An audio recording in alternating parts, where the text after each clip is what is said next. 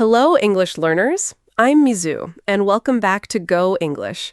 We're really happy you're spending a little part of your day with us. And I'm Lucas.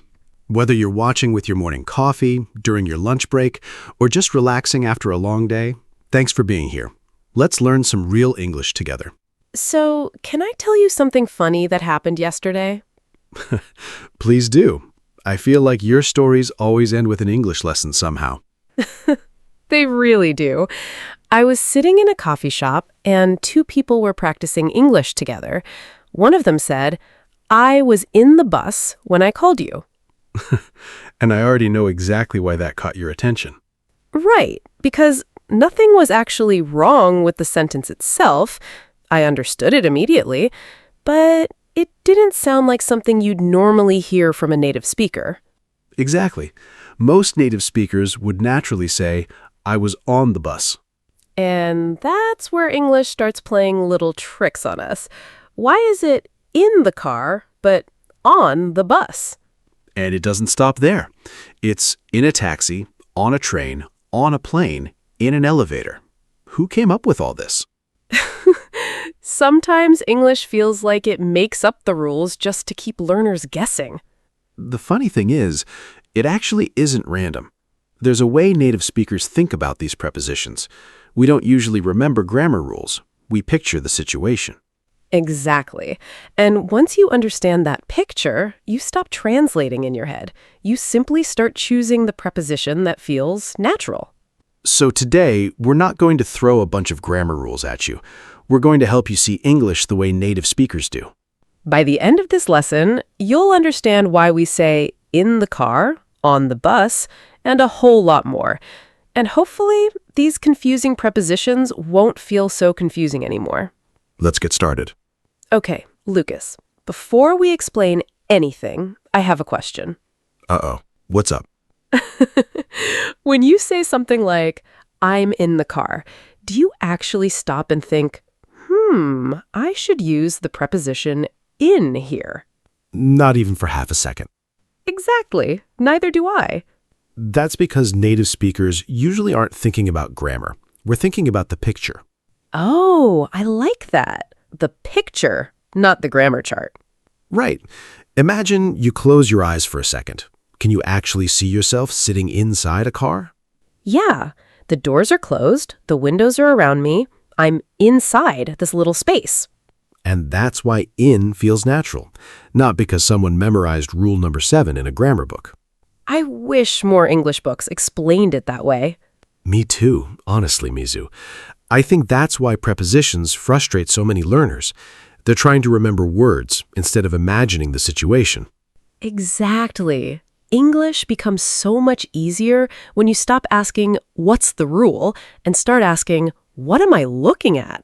That's the big secret. Most prepositions are really about perspective, how you're seeing the situation in your mind. So, throughout today's lesson, don't try to memorize every example. Instead, picture yourself there. Once the picture makes sense, the preposition usually starts making sense too.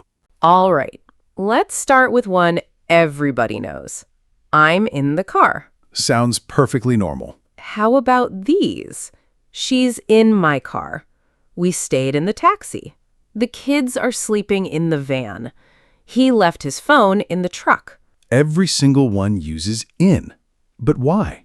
Let's picture it again.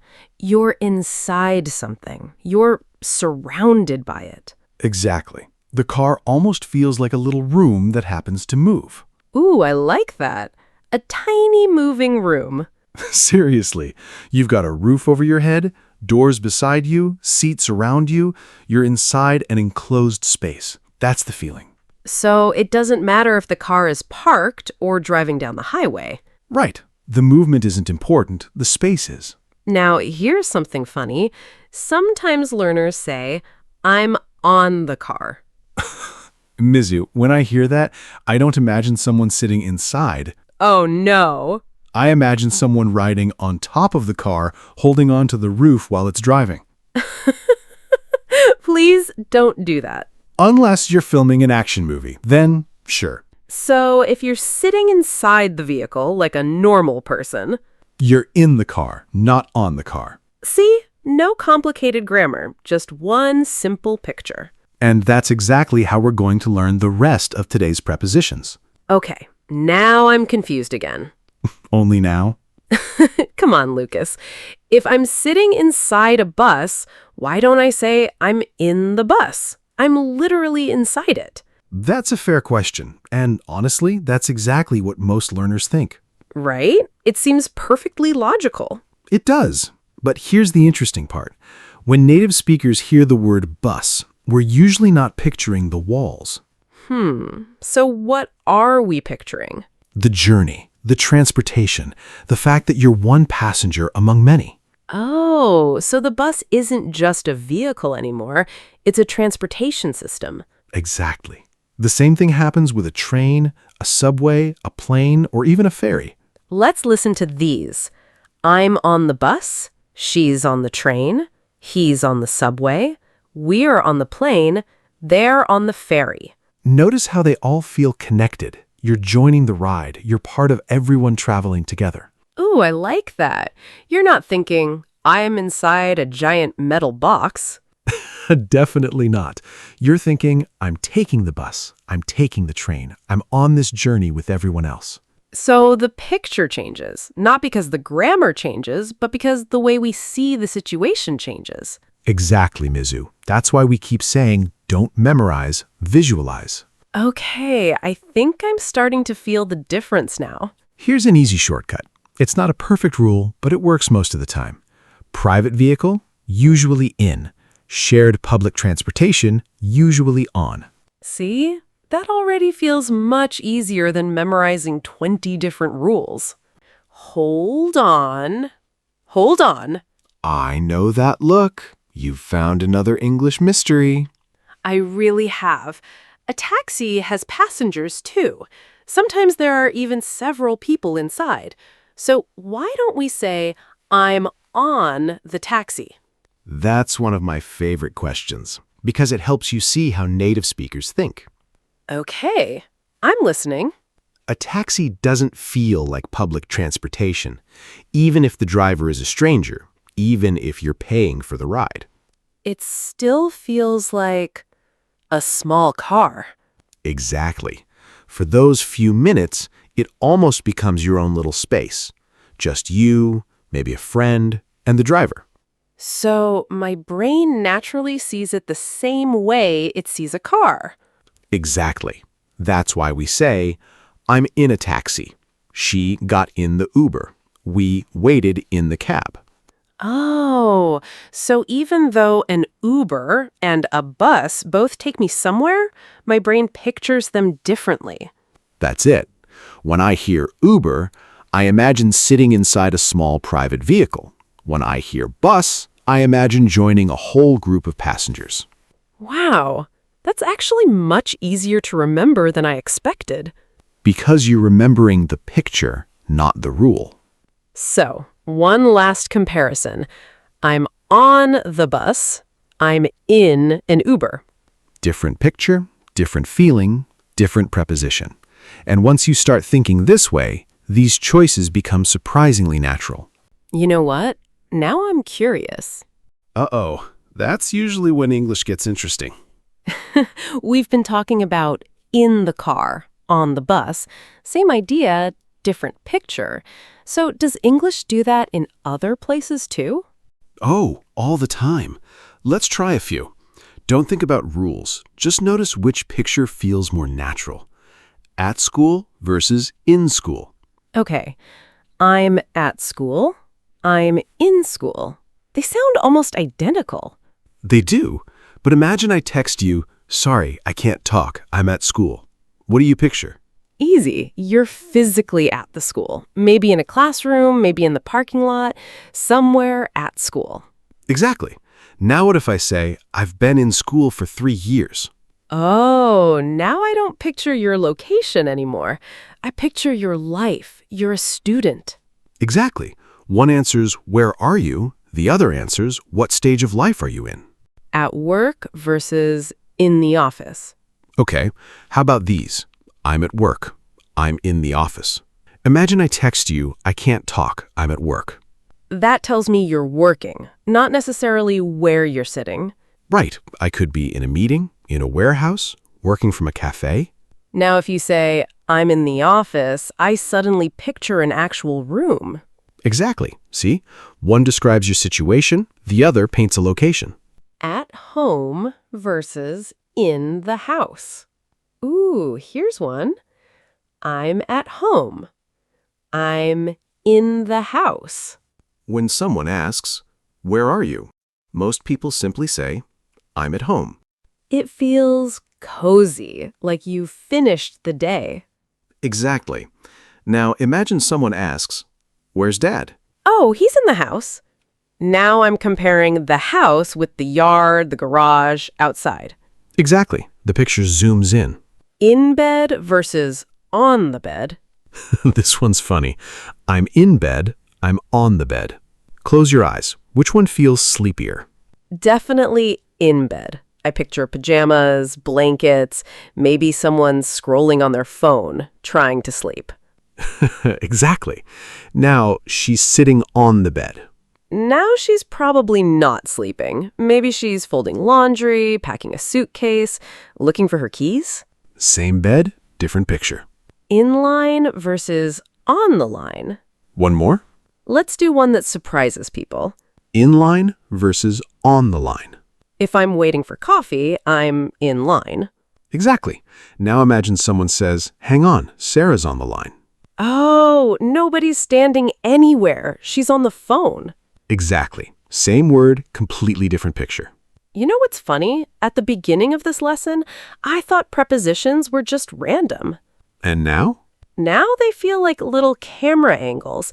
English keeps showing the same situation from a different point of view. I love that. Different picture, different preposition. Once you start noticing the picture, the grammar usually follows. You know what I've realized today, Lucas? What's that? We haven't really been teaching grammar. You're right. We've been changing the way people see the situation. Exactly. And I think that's the biggest difference. Because native speakers don't walk around thinking, okay, this is rule number 12. Definitely not. We simply look at the situation and the preposition just feels right. So let's make it really simple. Imagine you're holding a camera. Whatever your camera sees helps you choose the preposition. If your camera is inside something, you're probably thinking in the car, in the room, in the kitchen, in the taxi. Your picture is saying, I'm inside this space. Now, if your camera sees you as part of a ride or connected to a surface, you're probably thinking on the bus, on the train, on the plane, on a bike.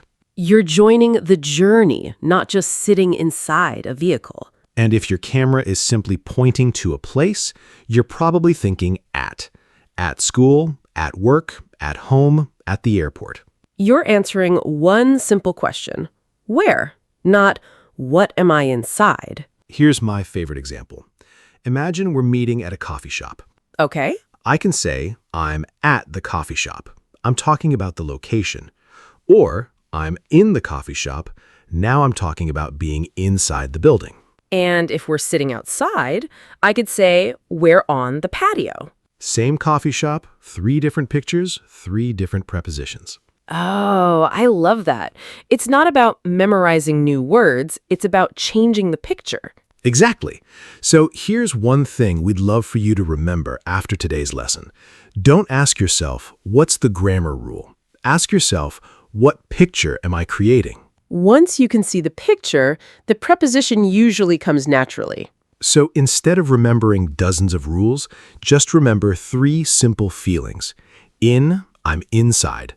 On, I'm part of the ride or connected to a surface. And at, I'm pointing to a place. Train your imagination, not your memory. You'll be surprised how much more natural your English starts to sound. All right, let's see if those little pictures are stuck in your head. Uh-oh. This sounds like a test. Not just for you. Everyone watching gets to play too. Here's the rule. I'll describe a situation. Don't answer right away. Pause for a second, picture it, then see if you chose the same answer as Lucas. Ready? As ready as I'll ever be. We'll find out. Okay, first one. You're waiting for your flight. Where are you? At the airport. Nice. Next one. You're sitting inside your friend's Honda. In the car. Good. Now imagine you're heading to work with about 50 other passengers. On the bus. Exactly. Your mom calls and asks, "Where are you?" You're relaxing on your couch. At home. You're asleep. In bed. You're waiting to buy movie tickets. In line. You're riding through the park. Not walking, not driving. On a bike. You're a university student. In school. You're answering emails and finishing reports. At work. Now zoom in. You're inside your company's office. In the office. Someone says, "Hang on, Sarah wants to talk to you." She's on the line. Last one. You're taking the subway downtown. On the subway. Not bad. I think you've earned your coffee today. I'll gladly accept that. How did everyone do? Did you answer first, or did you secretly wait for me? If a few of them were difficult, don't worry. That's completely normal. The goal isn't to memorize 12 answers. It's to notice 12 different pictures. And the more pictures you collect, the more natural your English starts to feel. You know, when people first learn prepositions, they often think they're completely random. I used to think that too, but today they feel much less like grammar and much more like perspective. Exactly. English isn't always asking, what word should I use? Sometimes it's asking, how am I seeing this situation? And once you start asking yourself that question, choosing in, on, or at becomes so much easier. Before we go, we have a little challenge for you. Leave one sentence in the comments using in, on, or at. We'll read as many as we can, and who knows, your example might help another English learner too. If today's lesson helped you see prepositions differently, give this video a like, subscribe to Go English, and share it with someone who's always wondering, why do English speakers say it like that? Thanks for spending a little time with us today. Keep listening, keep speaking, and most importantly, keep picturing English instead of translating it. See you in the next Go English lesson. Bye, everyone. Your English journey doesn't end here. Click on the next video and keep learning with us. We've carefully selected it to help you build more confidence, more fluency, and more real-world English.